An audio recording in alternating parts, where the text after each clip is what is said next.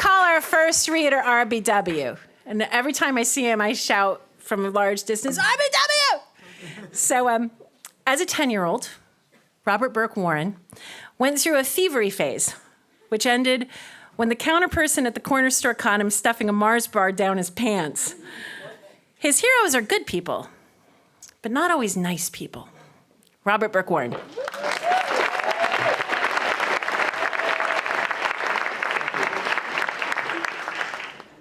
In 1979, my guitar-playing best friend Todd discovered New Wave.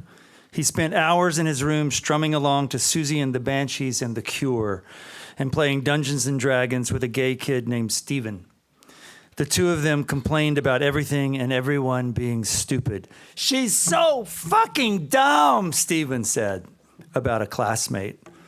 This girl had let me touch her butt over her skirt. "She's pretty funny, actually," I said. "You just like her because she's a fucking slut," he said. Todd did not challenge this assertion, so I abandoned my plan to play D&D and left in search of permissive girls who tasted of Bonnie Bell lip gloss.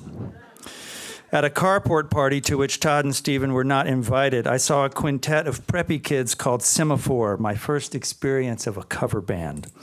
When they kicked off with Chicago's 25 or 624, all the party girls, cool and nerdy alike, converged on the band like a pack.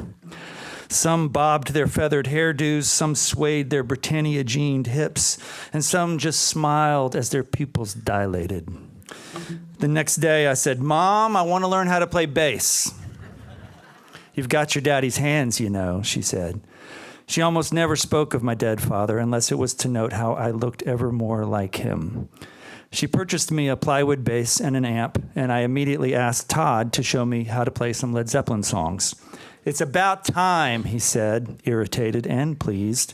He helped me navigate, dazed and confused and a whole lot of love. I was a quick study. "Let's get a drummer," I said. We could get a gig and play at a party." "I fucking hate those rich kids," he said. "They can fuck off." Although I could barely play, I carried my bass around to look cool, and soon some rich kid rivals of Semaphore got in touch. "You can join our band if you can play the first 2 Led Zeppelin albums in total," the lead singer said. Todd hated these kids, but nevertheless helped me woodshed for many hours.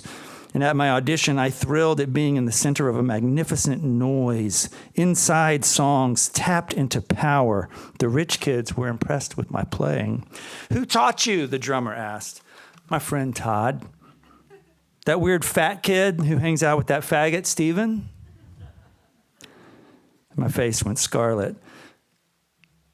"Todd's a great guitar player," I said, cold shame spreading through me.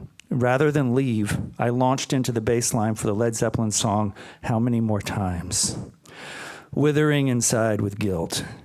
The band joined in, an avalanche of sound pushing my new self-loathing to the shadows, where it remained until we finished the song and I faced a much less likable version of myself.